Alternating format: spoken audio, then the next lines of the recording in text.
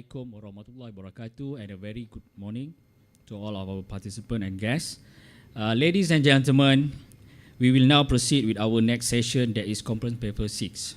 Topic for this session is Towards Human Governance and Ethical Leadership, and you will be hearing the presentation from Your Eminence Yang Berusaha Encik Azlan Shahrom, Chairman of the Board of Trustees for Insan Siddiq Berhad.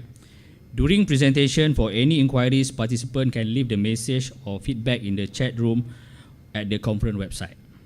Message will be read during question and answer session. But before we begin, allow me to introduce our presenter. Encik Azlan Shahrom is a graduate of Electrical and Electronic Engineering from the University of Sheffield and began his career through 13 years in the semiconductor industry with Intel Penang.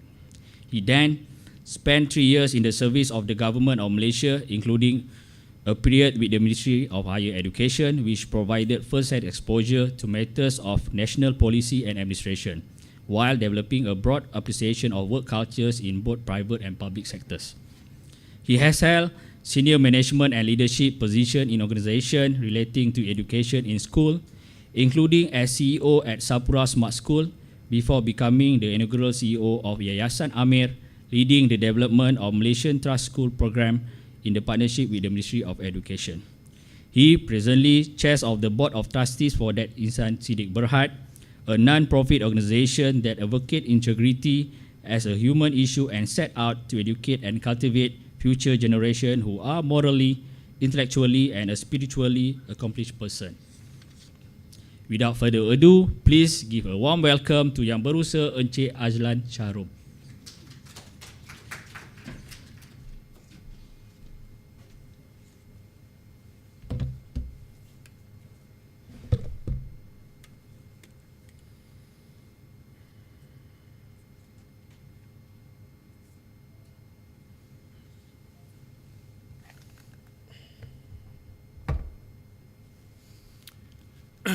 Terima kasih Tuan Pengacara Majlis.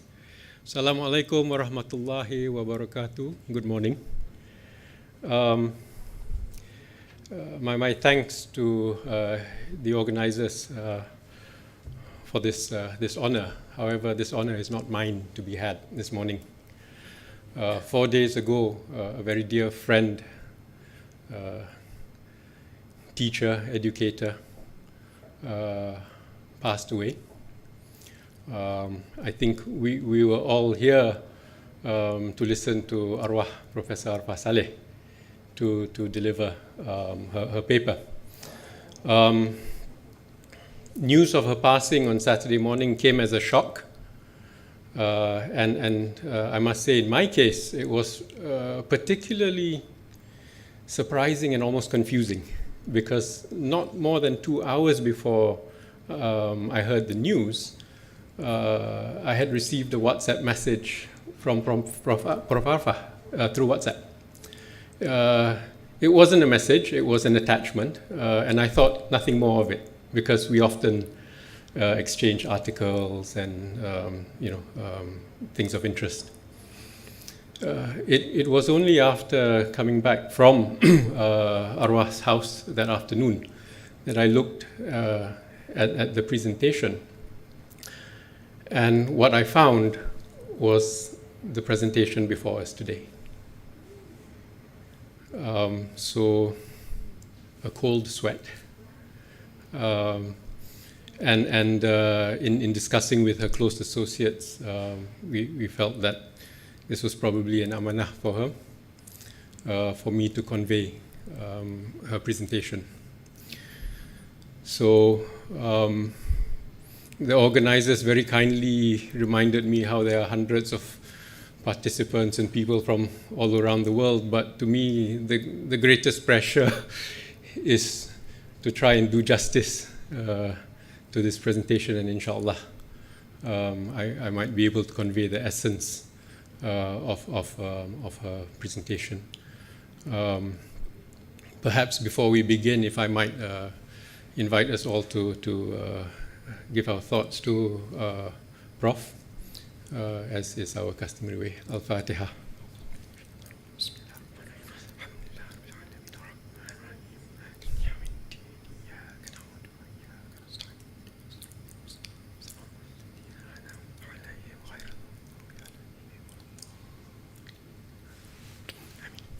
Thank you. Bismillahirrahmanirrahim. Rabbi shrah li sadri wa yassir li amri wahlul 'uqdatam min lisani yafqahu qawli. Ladies and gentlemen, the topic we have before us is towards human governance and ethical leadership, a topic which was very close to Prof. Arfah. And in fact, she was the co-founder of the Human Governance Institute. And therefore, I think what we're going to hear today is something which is, a culmination of 14, 15 years or more of her work. Inshallah, I shall be able to try and do some justice to it.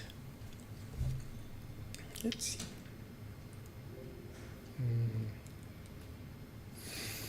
So we find ourselves today in I think, in very unique circumstances, and there's no doubt that the preeminent thought in everyone's mind is that of COVID.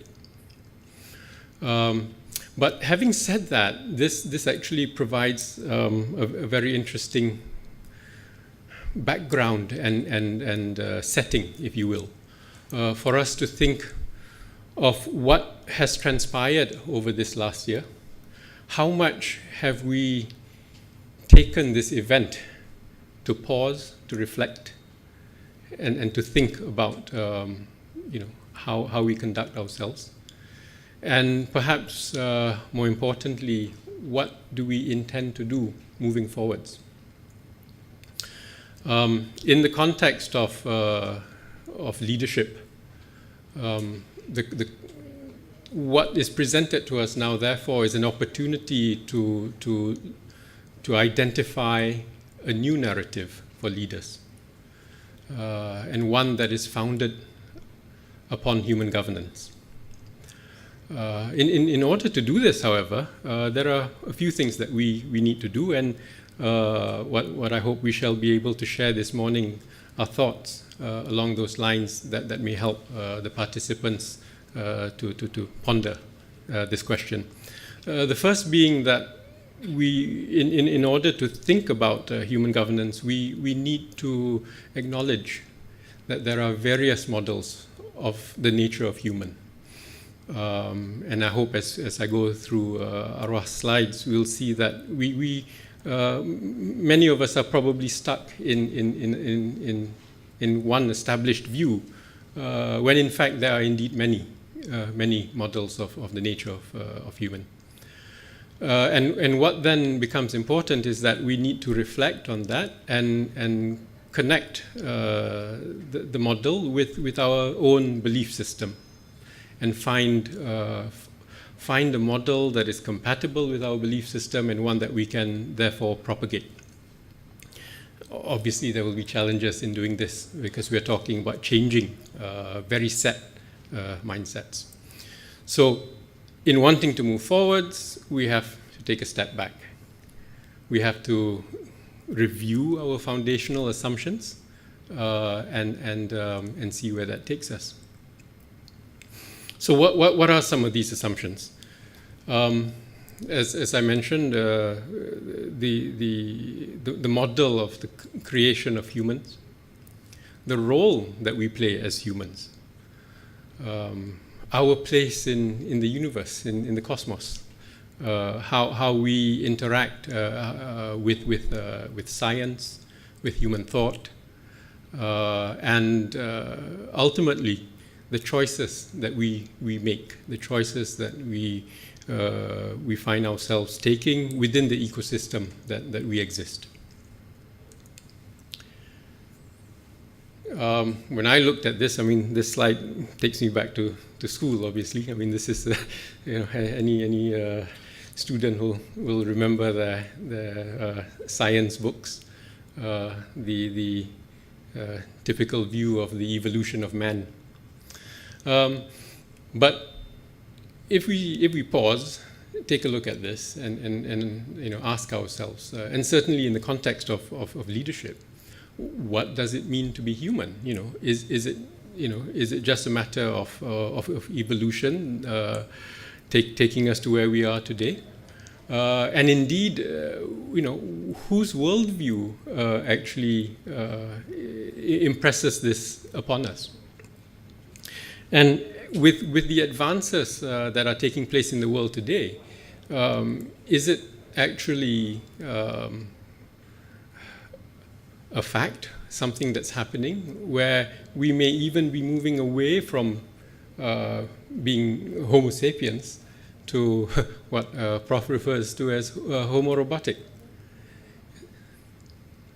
And to lay a bit of context on this, if we look at, for instance, the advent of the Industrial Revolution over the years, over the ages and centuries, industry, kicked in circa the 18th century, and man found ways to become more and more productive. So machines, the steam engine and all that made it easier for us to get work done. Things which would take days became a matter of hours or minutes. In the second phase of the Industrial Revolution, mass production came into being, and the overwhelming abundance of material things started to escalate. Yeah. Then, as we moved into more recent times, if you look at the IR3, and obviously now everyone is talking about Industrial Revolution 4. That earlier slide of Homo robotus becomes less and less of a stretch of the imagination, because so much of where we find ourselves now is very much driven by technology, and the role of humans inadvertently becomes increasingly mechanistic. We're all guilty of it. We're all glued to our devices. Our children are all glued to devices. The way we conduct ourselves, it is very much could be driven. Certainly very tightly woven with technology and machines. Yeah. So the thought, the pause for thought is where we headed. And on that note, what is the role of the human today? I alluded to the pre-industrial era. During a time when religion was very much a part of life. And in those days, leaders were probably first and foremost viewed as people who were entrusted to care for their people and community. Amanah, driven primarily with people in mind. But as the industrial era took hold, what we began to see is that economic man started to come to the fore. And even more recently, if we think back to it, back in the day, the phrase human resources did not exist. Yeah. Today, it is commonplace, so much so that I think we may sometimes forget or lose sight as to what that term may imply. It implies that man and woman are now resources. We are workers, and as IR4 progresses, may we even be deemed to be machines. We are there to produce. In this day and age, the legal person, companies, if you will, corporations, have the same rights as humans. This is something which was, inconceivable. But today, a legal entity, which may be represented by a face, but it is an entity, has rights, and in many cases the same rights as humans.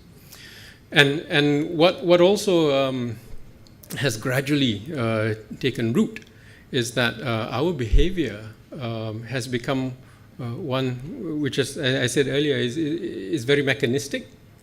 We have become very rules and regulations driven, and to the point where at times one has to wonder whether that is at the expense of moral values and ethics. Have we become so accustomed to following rules, regulations, and SOPs to the point where we forget to actually question and ask about the meaning? Why do we do things? Or have we become mindless, in that regards? So there has absolutely been a shift in the role of humans, and as I coursed through the deck multiple times these past few days, I think one takeaway that we should hope to get from this is that we must pause. We must ask ourselves, when we are thinking in terms of leadership and all that, we must go back to the basics. Leadership is not just about driving organizations to optimize outputs and what have you, but who are we? Who are the leaders? And who are we leading? So it warrants some thought and consideration of what organizations are, because when we talk about leadership, invariably we will relate that to the role of a leader in an organization. Organizations, in many cases, may now have become a collection of objects. So again, is it people or is it objects? What makes up an organization? Any organization worth its salt today will have many KPIs to be met. Actually, when I saw this, I was reminded of when I started as an engineer at Intel in Penang, and I think it was Hashim, my first supervisor, manager. He told me, he said, Azlan, you are a process engineer, and there are indicators that you must be responsible for. So one of them would be mean time between failure of the equipment on the production line. So he told me, he said, you can stand at the machine every day, and every time it jams, you quickly clear it. And effectively, your indicator of mean time between failure is very good, because it doesn't fail. You intervene all the time. But he says, don't forget, the indicator is just that. What matters is the process. You should be making sure the process is healthy, so that the indicator will reflect a healthy process and not the other way around. And I must say, in the years I've had the opportunity to be in different roles, it's very easy to become a slave to indicators. And again, we forget the meaning behind what it is that we are actually trying to achieve. Yeah. So this is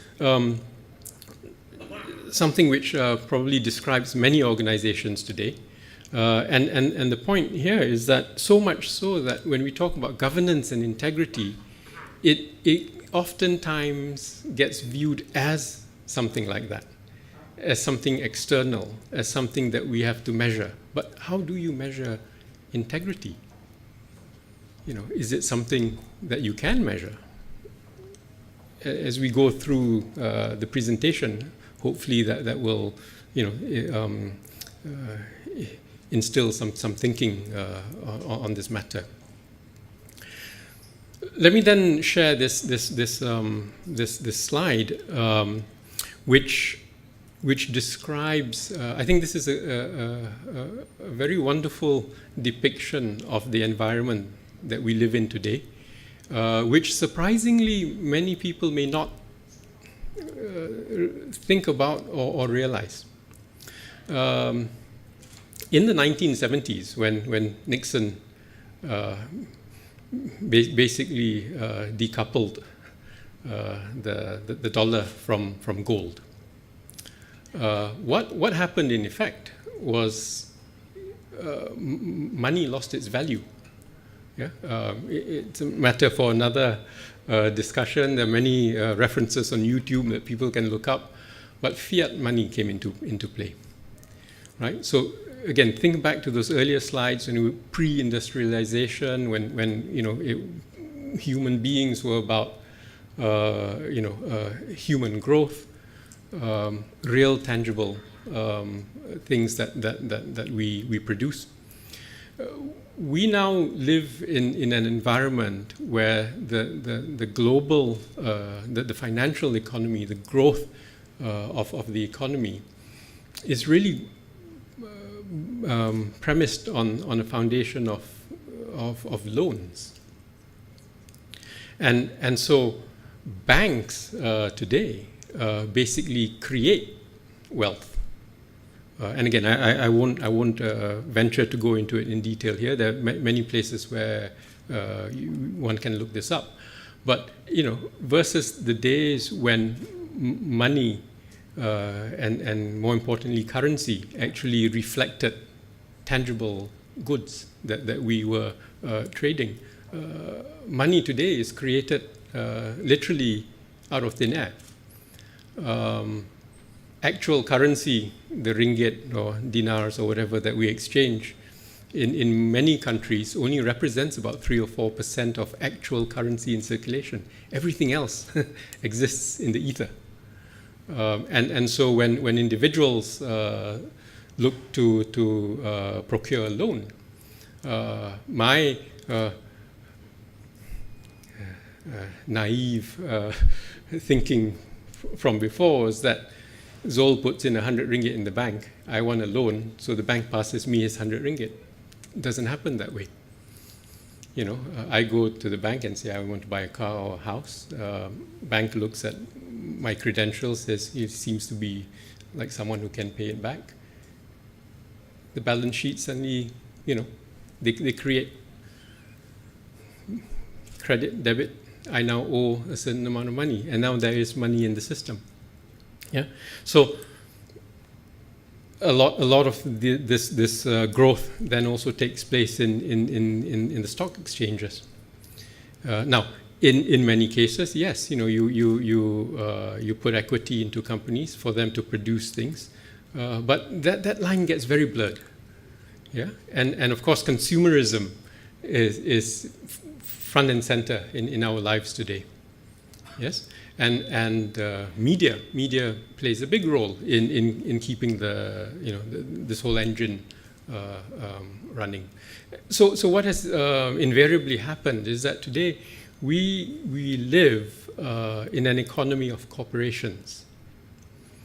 The point being that where does the well-being of the human feature in this? Is that in fact the driving impetus behind what drives us to grow, the economy, or is it actually turned the other way around? Now, again, during this COVID period, there are a lot of examples to be had, a lot of discussions or debates or arguments to be had. Who is being helped? Is the man and woman on the street getting help? Is it the corporations getting help? Again, sensitive topic. I don't want to delve into it, but I think it is poignant to point out that Prof. Arfah had this thought, and I think we are seeing it happen around us, and it is incumbent upon us to think about what can be done about this, or at least be aware of it. So how did we get to this point? This next slide, I think, has kept me awake the most. I do not have the depth of academic insights that I call her Kakak, my late sister, had. So I shall try my best to convey this slide. But what she wanted us to think about is, in all of this time, how did we end up where we are? And this goes back to one of the earlier slides where we talk about religion and spirituality in the mind and being of man. So around about the 16th century, I think really at the point when heliocentricity kicked in, I think this is when classical science, if you will, started to really take root. Yeah. So as we know, okay, so this is back to our history books from school. Big arguments, more than arguments, between the church and the scientists. Yeah. No, the Earth is not the center of the universe; it is the sun. But what happened, and throughout the so-called period of enlightenment, so with the likes of Descartes and Newton, they started to propagate the thinking of the material world, right? And in doing so, the non-material world became more and more separated. Yeah. So from a time when man was much more all-inclusive in the thinking, we started to see a separation of thought, and so even in terms of philosophy, there was that thought of, well, there's science and natural philosophy, and then there is that of moral philosophy. So again, we're seeing a diverging of paths, and so that leads to the notion of classical science and religion being almost incompatible, if you will. They're two different paths. Having said that, what has happened in relatively recent times is the advent of quantum physics. And quantum physics actually has turned classical science on its head, right? So from a situation when science and non-science disciplines were taking one trajectory, what quantum physics actually did was, in a sense, bring us back to the earlier integral view. Yeah? And I will elaborate on that a little bit more in the following slide. But what's worth noting is that Arfah refers to it as the Dark Ages, before classical science really sort of took off. What we found in the East was that the thinking of man, be it the Chinese, the Indian, the Greeks, the Persians, the Islamic scholars, was still very much an integral view of our existence. And over time, as the advent of classical sciences took root, it started to, I would say, to erode the thinking of the East. And again, I think for myself, my takeaway from this slide is, again, to pause and to think. I think those who knew Arwah knows that she would very rarely say, "You are wrong," but she will always say, "Well, that's your view based on, how you perceive certain things." And so, clearly, science and classical science is not wrong. we won't have a lot of these things if it was. But I think the point is that, is that complete divergence something which is the right path to continue, or should we be looking back almost? And again, I think what's so interesting and exciting, if you will, about the advent of quantum physics is that for those who may find the notion of the unseen from a religious view to be something difficult to grasp, quantum physics tells us that only 4%, is visible. I, for the life of me, cannot figure out string theory until now, but it's obviously something that is there. So in this big cycle, as man has advanced, it would appear that what we were doing and thinking in the past, maybe was not that far off. Yeah. And reference to Locke, this notion of tabula rasa, the blank slate, the clean slate. He posited that man is a blank slate. We go to schools, we go to university, we live our lives, and we populate, we fill the slate. We then add to our self. Yeah. But as a slide coming up will prompt us to think, what of the soul? When a child is born, is the child not without soul? So we are not necessarily. In fact, we would say we are not a blank slate. We do have something within, but it is a matter of nurturing and developing and bringing it out. Yeah. So much so, I think in Louisiana there was this incident where the Science Education Act had to come about because there were such strong views from both sides. You had parents who were purely on the side of science and evolution and would not allow the teaching of intelligent design, if you will, in schools. Yet you had parents who felt that no, there's a creator, there is that is part of who we are. So imagine, in this one instance, an act had to actually be constructed to permit schools to teach, two different perspectives. Yeah. So, question here is, what intervention presents itself to us now? So we talk about leadership, talk about leaders. What drives? What is our motivation? What drives our thinking? Are we aware of how over the centuries things have taken, a turn of events? And how does that? I try to relate this back to our beliefs. How does this jive with our belief system? And therefore, are we content to continue as is, or are we going to take this period to pause and think about how we might, do things differently?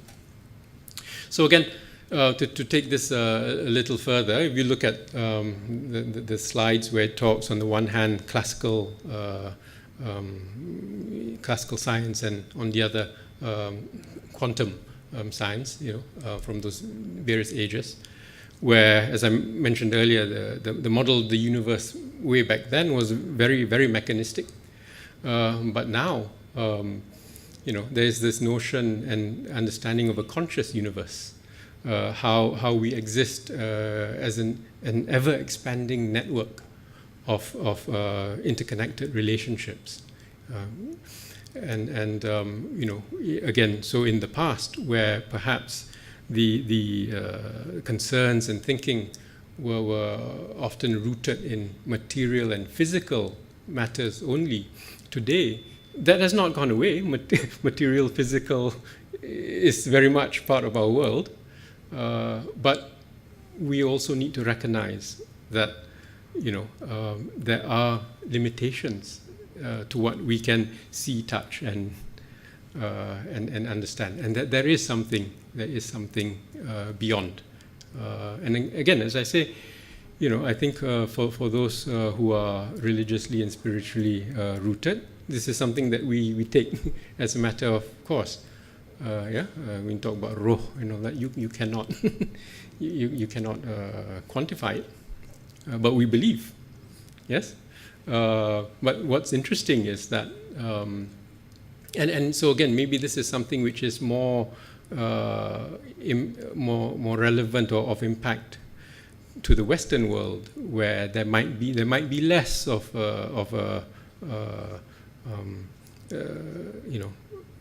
link to religious thinking. Quantum physics actually starts to describe this phenomenon. Yeah. So I guess the point is that you can look at it from quite differing vantage points, but the message seems to be coming up that the unseen is real and it needs to be considered. Yeah. So we no longer can accept ourselves merely as a detached observer of events. We are very much part of that. And again, going back to school, secondary school sciences, I suppose, we think about the properties of light. You choose to see it as a particle. You run an experiment. You will see it as a particle, but you choose to see it as a waveform. You will see it as such. So we are not merely observing. We actually are an integral part of what happens by being there. Yeah. So I think the takeaway here again is that as human beings, we are relational. We are not standalone, independent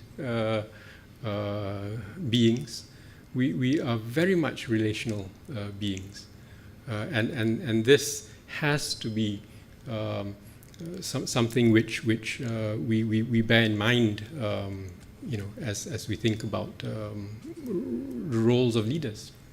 Yeah? So one decision point perhaps to be made here is, do we continue with the old line of thought where it's mutually exclusive, either or, or which I think, to be honest, today in economics, in politics, this very much remains the norm? Or do we start to expand our thinking and realize that it is not about a mutually exclusive existence? It is both being part of the environment and living it. Just to drive this point, I guess, home a little bit more, Prof will often quote Descartes' dualism. Yeah, again, the two have been propagated as being very separate and dealt with independently. Really almost like a bifurcation between mind and body.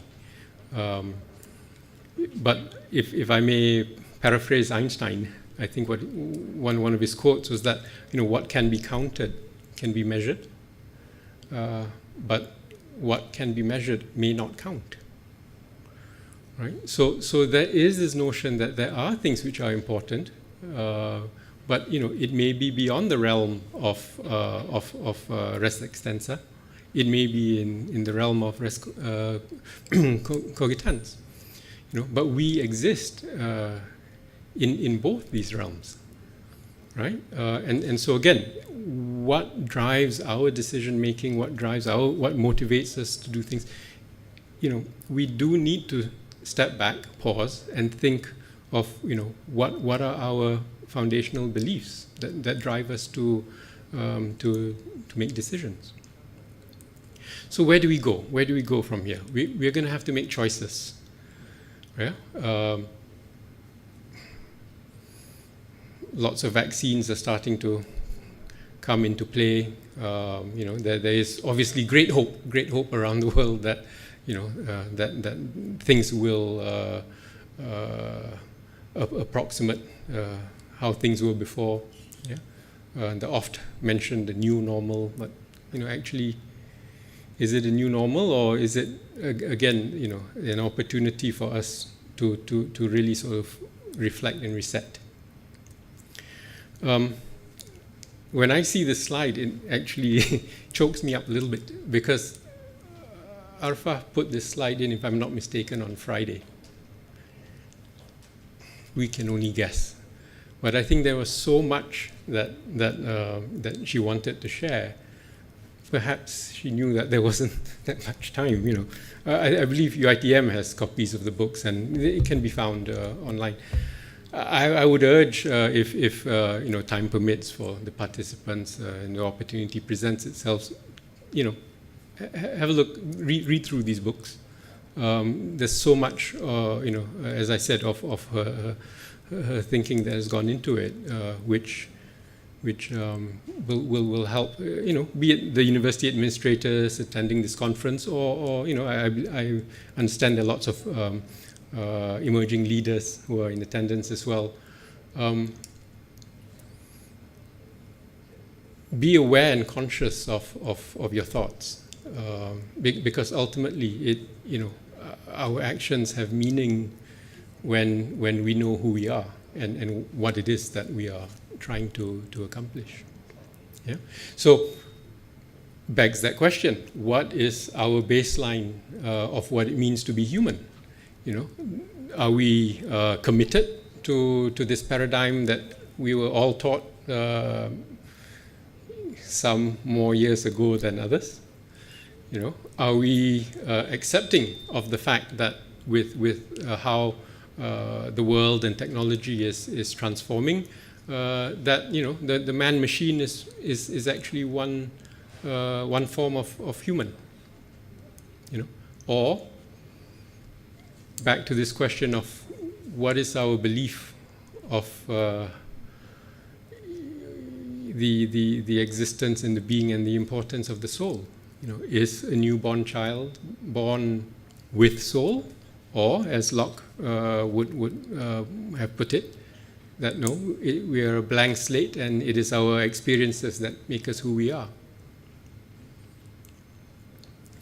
I think the point being, and I hope that participants are aware of this, there are many, many models of human creation. So beyond the mainstream view, perhaps, that most of us are familiar with, in different models, you do find the role and place of soul, of God, of personality, having an interplay, making us who we are. Yeah. If we look at the little chart at the bottom there, again, across Greek culture, Islam, the notion of the spirit, the notion of the soul, and the notion of the body does exist. Yeah. But the question really is, how do we make this a part of our life and decision making? Arfah was very keen of talking of the Japanese model. In fact, when she first talked to me about this, she cited an example of how when an American company and a Japanese company were coming together in a merger and acquisition, whilst everything seemed okay initially, it could not work out. And upon reflection, what they found was that in the Japanese culture, there is a very distinct appreciation of the outer and the inner self. Yeah. Again, this notion that we consume ourselves predominantly with the external, we forget what it means to be human inside, and that is where the connections, the relationships take place. Yeah. So again, food for thought. We talk about belief systems. Majority of the world would believe, in one form of religion or other. Yet, oftentimes we find that such beliefs are sidelined when it comes to developing and shaping the codes and structures that govern us. Yeah, those codes, do not almost always do not acknowledge the soul. It acknowledges the external, and therefore drives us to behave in that way. Very poignant, I think, at this point in time, the sense of community. I'm actually often amused when we look at the news from around the world. In some communities, the importance of the community is is front and center. Yeah? In some other places, this notion of personal rights seems to need to trump the importance of community. So today in the audience, we don't think twice about wearing a mask because we care about each other. The good of the community has to be a central part of thinking when we think about leadership and what it means to be human. Very quickly, I think in 2005 there was this work by Krieger and Seng where they did a comparative study of the Abrahamic religions and Buddhism and Hinduism.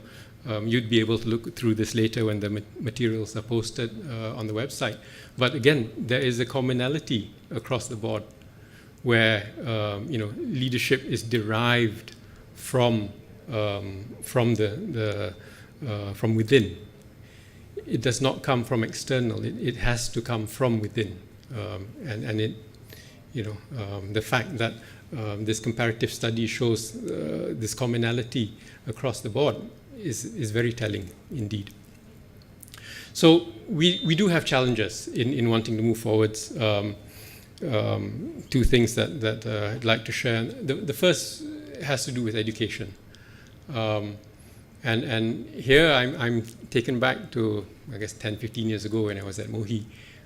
Soft skills was the big, the big rallying cry. We have to inject soft skills into our graduates, to make them employable. Yeah, and what if you look at it, what that's basically saying is that our education is premised on building up skill sets. And then we say, oh, but by the by, we need to make sure that our graduates have all these soft skills. And eventually, even the notion of integrity and ethics, moral values, become seen as soft skills that needs to be overlaid. So it's a bit of a patchwork, yeah. And even when that evolved some, to the extent that integrity and ethics was then given importance as a skill set of its own, it still took the approach that was a skill set that had to be developed. Yeah, I'm sure even now between industry and academia, we have arguments as to, hey, you're not training up the graduates well enough for them to start work, and in the universities who say, oh, hang on, that's the job of industry. Let's turn that thought on its head. Rather than saying that these soft skills, integrity and ethics is something that you build up, consider the fact that being human is the foundation. So my own domain is more in K-12, so I take this very close to heart. In schools, we need to make sure that the young are inculcated with this development from early on. Yeah, human attributes, the belief systems. This is the foundation. Everything else builds on top of that. So when we talk about employability, as someone who's had to interview people for work in industry, I'm only marginally interested if this person has a CGPA of 4 or 3.8. I'm more interested as to the person's attitude, the person's outlook, interests, levels of energy. These are not things that you learn, as a subject, because I know that when they come into our workplace, if there are new challenges, if he has or she has the right stuff, they will pick it up, right? So you do need the basics, but the building block really should be about the person. Yeah. So we need to think about moving from a scenario where we are enamored with producing workers for specific roles to nurturing humans who will work, regardless what that challenge might be. And they will be very adaptable. Yeah? Move away from a focus on skill sets to one where human values becomes the foundation upon which the skill sets are built. And you know, this concept of epistemology and ontology today, it's quite likely that if you tell a young child it's going to rain, you know, having looked up from his smartphone, he'll probably say, okay, it's going to rain. Yeah? But what we should hope for is that they think beyond that. So more from an ontological perspective, you know what to do with that knowledge and information. It's not just about, you know, okay, there's a theory, you've given me a fact, and so be it. Yeah. So drawing to a close now, the question is often asked, you know, and you know, human governance. What I would say is that the emphasis of HG is on the H. It is about the human. It's not about the governance. Yeah, because to think that we can measure human governance, integrity, you can measure it, but it would be external. A simple example of integrity, if you talk about corruption, if someone were to do a corrupt act, you can see it, it is external, and you can measure that. But what drove the person to do that? That's inside. You know, you cannot measure that. So sometimes there are maybe discussions as to whether corporate governance is you know, superseded by human governance, and you know, I think Arfah was very clear. The two coexist. It comes back to that question of perspective. Yeah, we have to realize that the inner self is very much an important part of who we are. So you must have both, and you have to understand them for what they are. So to wrap up, the topic that was given was you know, the challenge of moving towards human governance and ethical leadership. I think what we'd like to leave the participants with is that perhaps before even going there, we need to think about moving towards human governance by human leaders. Because the ethics and leadership will follow, but we must know who we are first. There is an opportunity now for us to shift, to pause, reflect, yes, and recognize again that, you know, the non-visible is very much a part of our world, of who we are, and there has to be balance between being solely driven by external factors, data, analysis, but there is a place for intuition. Yeah?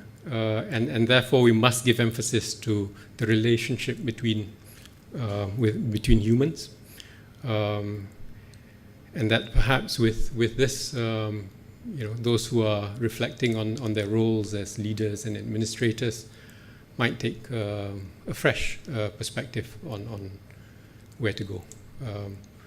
I thank you very much for your attention, and I hope that inshallah I have to some extent been able to convey Arwah's thoughts for us today. Thank you. Thank you, Mr. Azlan.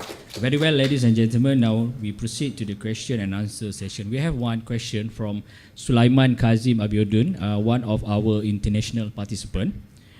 His question is, what is your advice on how to manage human-computer interaction in order to shape a student into leadership path? Okay. I would go back to the fundamental message from this morning's paper, which is, you know, that there is nothing wrong with technology. It is very much part and parcel of our world.